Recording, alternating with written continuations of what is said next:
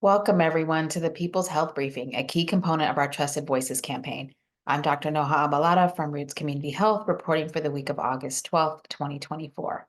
As health professionals rooted in Oakland, serving some of the most marginalized communities in California, we're here to cut through the noise and bring you the latest information on health issues relevant to us all.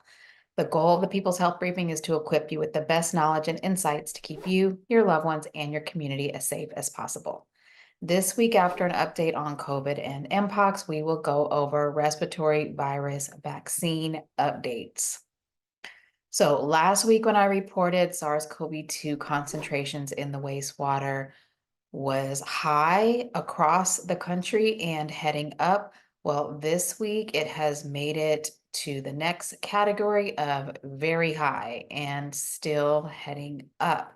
As you can see, it's almost up to the level of the peak, just kind of over to the left there, which was this past winter. So almost as high as this past winter, and really with no sign of it leveling off.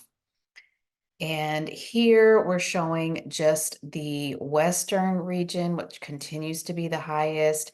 And we put that horizontal line flush with the top of last winter's peak so that you can see that here in the Western region, we are just about as high as last winter's peak, and there's no sign of it leveling off. So we don't know how high it will go. It could even exceed last winter. And this is one example of how SARS-CoV-2 is still not predictable. No one was predicting a summer wave as large as the winter wave. So we will see what the future has in store, but this certainly is not reassuring in any way. And taking a look on the map, we can see that almost the entire country is either high or very high in those two darker blue shades. And just to show this in a little greater detail, I wanted to point out that the states are really varied in terms of how much or how many sites are reporting. For example, California has 42 different sites that are currently reporting, whereas Arizona just has 4. And if you take a look at North Dakota, they're not reporting at all. That's why it's in gray. And same thing for Guam, Puerto Rico, and the US Virgin Islands. So if you're interested in what's going on in your state, the link is in the post. Now taking a look at emergency department visits. This is the percentage of visits, emergency department visits with diagnosed COVID-19. It is still trending up. If you kind of squint over there at the part to the far right, it looks like maybe it's slowing down a bit, still heading in the upward direction, but not quite as steeply as before. So we can certainly hope to see this level off, but we will just have to wait and see. And when we look at deaths, the red bar there over to the right represents the week where we have fairly complete data. I say fairly complete because they do tend to continue adding as the death certificates come in, which we know can lag behind. For example, last week when I reported on the week ending July 6th, there were 421 deaths showing for that week. But since then, more have been added. So now we see that the week ending July 6th actually has 435 deaths. So that's just an example, but that's pretty much happened all along as data continue to kind of straggle in. So nonetheless, for the week ending July 13th, which is the last week that we have the relatively complete data, there were 457 deaths. So we are just kind of heading back up here. And what really concerns me is that if you look at the next 2 gray bars, there. So the next 2 bars that are in gray, remember, those are not yet complete at all. That's why they're in gray, but they're already showing more than 510 deaths each. So we know already that the weeks ending July 20th and July 27th are already over 510 deaths. So that will only continue to increase as more data comes in. So we're certainly definitely heading in the wrong direction as it relates to COVID deaths. Looks like we're heading into the area of about 2,000 deaths per month from COVID. So to recap, here we are and taking a look at deaths by state. And this is looking at the past week, the percentage of all the deaths within that state that are due to COVID-19. And we can see that that is pretty variable as well. For example, looking at Florida, 3.1% of all the deaths in Florida for the week ending August 8th were actually due to COVID. So that is pretty significant for 3% of all of the deaths to be just from COVID-19, 3.7% in Mississippi. Unfortunately, in Puerto Rico, 4.5% of total deaths are due to COVID. In mid-August, and wastewater levels of SARS-CoV-2 continue to head up with no signs of leveling off. Emergency department visits also going up, and deaths also continue going up. COVID remains a leading cause of death, and in fact is the only single infectious agent that is a leading cause of death in the United States. So none of this is really good news as it relates to COVID. One piece of good news I can share that I think we should take a moment to celebrate has to do with the blind spot that I've been complaining about basically every week since this past May. And that is one of the last provisions to fall away with the ending of the public health emergency, which was the expectation that hospitals report on the amount of COVID among their patients. So between the emergency department visits and the deaths, we used to report every week on hospitalization, and that was very useful information for us to understand how sick people were getting and to kind of anticipate how many deaths we might be seeing as well. And you might recall that in May, actually was the May 7th briefing, I shared that this was happening, and I let you all know that you could submit your public comments to the federal government to encourage them to require hospitals do this reporting. Well, great news, the advocacy worked, and now beginning on November 1st, hospitals will be required to electronically report information about COVID-19, influenza, and RSV on a schedule specified by the secretary. So it's not completely clear to me what that schedule will be and what the elements of that reporting will be. For example, will it be about people who came into the hospital without COVID and then acquired it while they were there? They caught it while they were there. That's also known as hospital acquired COVID.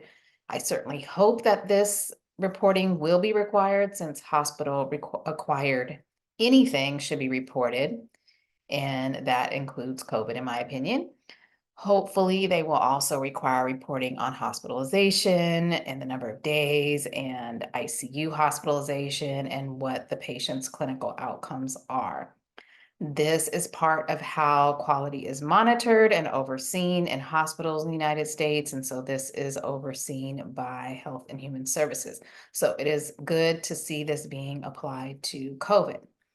And I see this move as very related to what has been called commercialization of the pandemic. So things moving from public health, so kind of moving from public health emergency mode where the CDC imposed new regulations, and moving into a place where the agencies that oversee and pay for healthcare delivery are now responsible.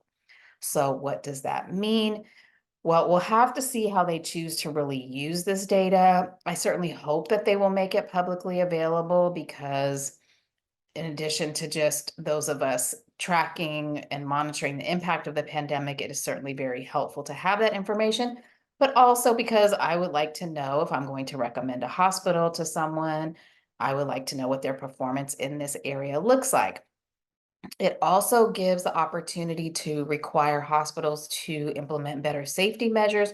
For example, masking, which, as you know, I believe should never have left healthcare, should not leave healthcare now that we know what we know. But improved safety measures could be imposed, for example, if an institution's performance is poor. And of course, because these are payers, this includes Medicare, these are payers of healthcare, they could choose to withhold payments or impose sanctions for poor performers. So still a lot of questions about how this is going to be implemented, but I do want to say a big thank you to everyone who submitted comments. And let's just take a moment, for a rare moment, to celebrate something in this pandemic, the fact that our voices do matter. And I believe that advocacy will continue to make a difference in how we move forward in this pandemic. Now, briefly regarding Mpox, formerly known as monkeypox. I reported on this in a little more detail last week. If you're interested, this has to do with the ongoing outbreak in the Democratic Republic of Congo. And so if you're interested, you can check that out. But as I alluded to then, we now have a morbidity and mortality weekly report from the CDC about this more severe variety or clade 1 of Mpox, which is spreading in and around the Democratic Republic of Congo. And what they say in the report is that it does pose a global threat for potential spread, and that here in the United States, clinicians should be on alert if we see patients with symptoms who've traveled from the region. So right now, it's really about supporting the Democratic Republic of Congo and responding and containing Mpox. And it's about making sure that we're all prepared and aware that this is happening. And it's especially alarming because a large percentage of the cases and the deaths are in children. And so certainly for those who live in the region, this is very pressing concern, so much so that CDC Africa appears to be ready to declare it a public health emergency of continental concern. So that may happen later this week. In addition, the World Health Organization is also set to meet this week to determine whether they will declare it a public health emergency of international concern. So that is something that they will be weighing. So more as we have it. And now we will talk a little about respiratory virus vaccines. So unfortunately, we still don't have word on when we will get the 2024 COVID vaccines. As I mentioned, or maybe complained about last week, perhaps it would have been nice to have had them already to help combat what is turning out to be a massive summer surge. Of course, as I mentioned, nobody predicted that this surge would be quite so massive. But we know that we get waves at some point in the summer, although we never know exactly when, but they do happen in the summer and before the fall. So it does beg the question about timing of the release of the COVID vaccine. With that being said, we do expect it within the coming weeks, so we will let you know as soon as we hear something more definitive. In the meantime, I wanted to cover a little bit about flu and RSV vaccines because we do have some updated information there. So one interesting thing I've talked about a couple of times before here is that one of the strains of influenza, the influenza B Yamagata strain, has essentially appears that it's gone away. So with all of those mitigations that we did for COVID in 2020, like masking and reducing travel and reducing mixing, in all of that, the Yamagata strain of flu declined and then essentially hasn't been seen again. So since March of 2020, we really have not seen the Yamagata strain. So that is pretty amazing. And it has prompted a change in our influenza vaccines. So it's pretty interesting stuff. If you want to read about it, there was a recent article from May 2024 published in The Lancet. The link is in the post, so I won't go into a lot of detail here other than just to say that the flu vaccine for 2024 will now be what's called trivalent. So this was decided by the FDA's advisory committee just this past March. They do meet every year to decide the composition of the flu vaccine, but this was kind of a big deal because instead of a quadrivalent flu vaccine, so with the 4 strains, it can now go down to a trivalent vaccine with the 3 strains. And I also just think it's quite remarkable that our behavior could actually extinct a strain of influenza. And from a couple of weeks ago, we have this statement from the CDC newsroom recommending that everyone aged 6 months and older receive the 2024-25 COVID vaccine, and everyone 6 months and older receive a flu vaccine. And there's a lot more detail to that. Of course, we're waiting for both of those vaccines to actually become available. We don't have them in hand yet, but as soon as we do, we'll begin vaccinating those who are eligible. And they do make it a point to say that it is safe to receive them at the same visit. I would say that remains a personal choice. Some people get a fair amount of side effects getting them separate or getting them together, but then again, you could also just get it over with. So that's a choice you can make on your own or along with your healthcare provider. They mention that 75,500 people died from COVID in 2023. And in the last flu season, 44,900 people died from flu. And we know that much of this could have been prevented with vaccine. We also know that much of this could be prevented with timely treatment. for COVID and for flu, not to mention all of the hospitalizations and illness that could be prevented as well. So to provide a little more specifics, the 2024-25 flu vaccine is again recommended for everyone 6 months of age and older. It's ideally given at the onset of flu season, so around September, October timeframe. It protects against the current variants that are responsible for most of the illness and hospitalization. So that is the trivalent formula with H1N1, H3N2, and then the influenza B Victoria lineage with the Yamagata lineage having been dropped. You'll notice there's no H5N1 there. We'll talk about that more later, but was not included here. And the caveat to waiting, there's a couple of caveats actually to waiting till September, October. And that is that if you happen to be pregnant and in your 3rd trimester of pregnancy, then you should go ahead and get the flu vaccine, even if it's August or even July, but we don't have it yet. So even if it's August.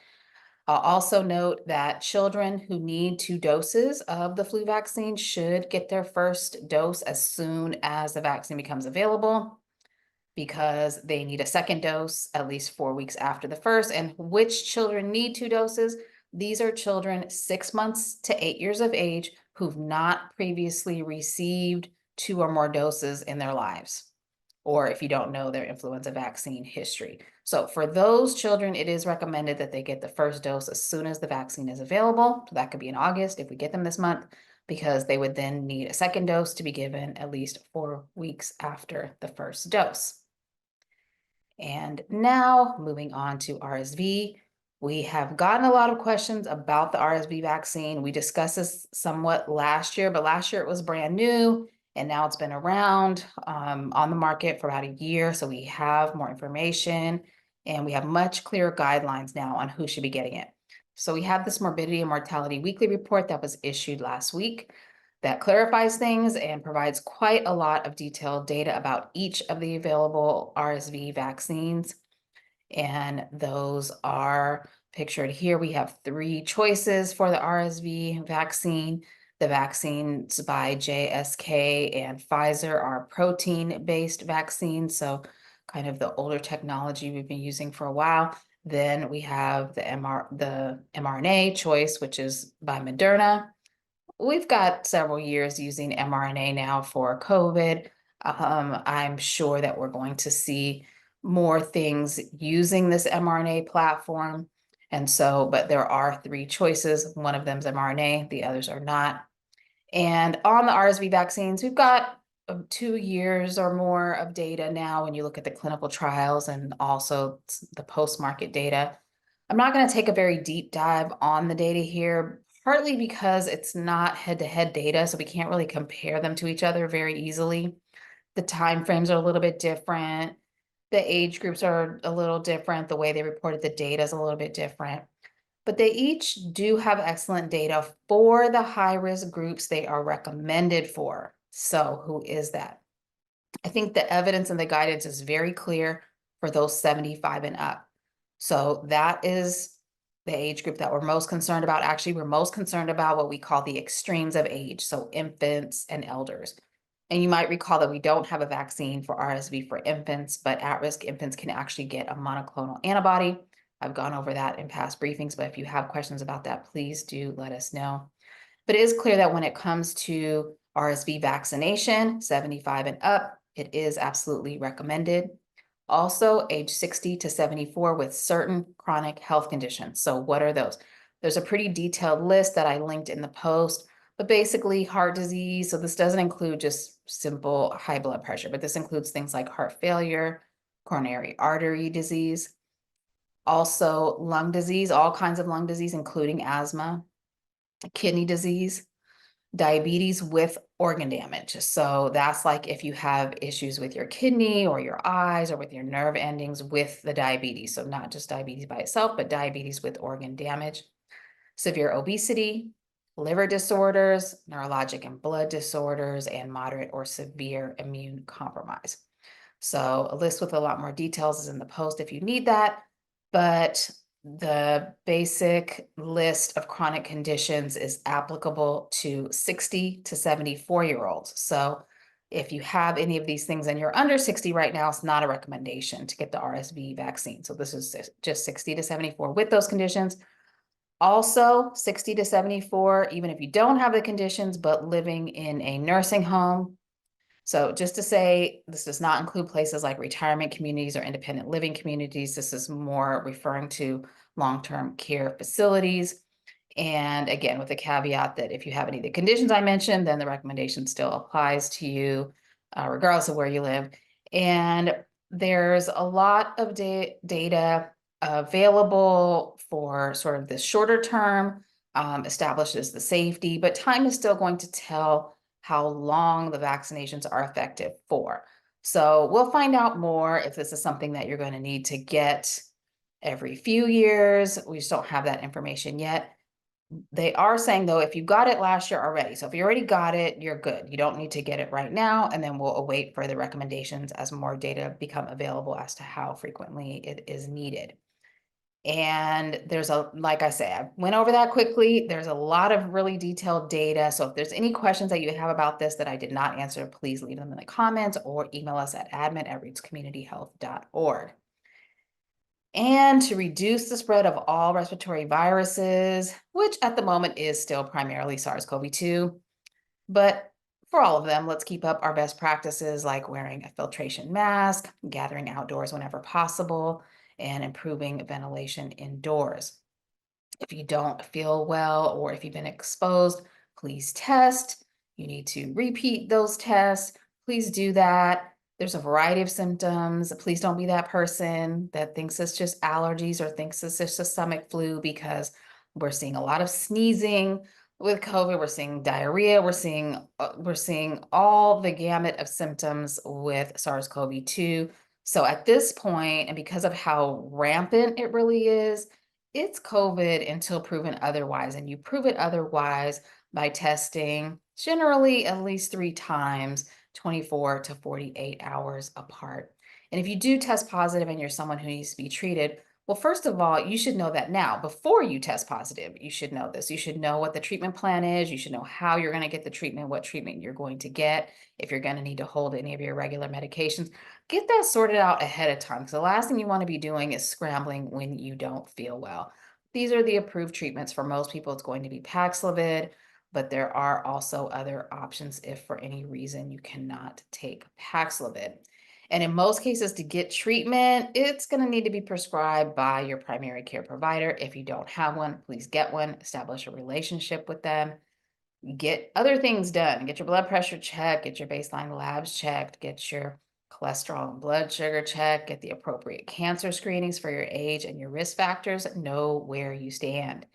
And remember to eat a balanced diet, incorporate fresh foods, avoid sugary drinks and processed foods, get regular physical activity unless you don't feel well. In that case, please get your rest. Manage your stress levels and get a good night's sleep. This concludes today's People's Health Briefing. Thank you so much for joining us, and we'll see you again next Tuesday at 10 a.m.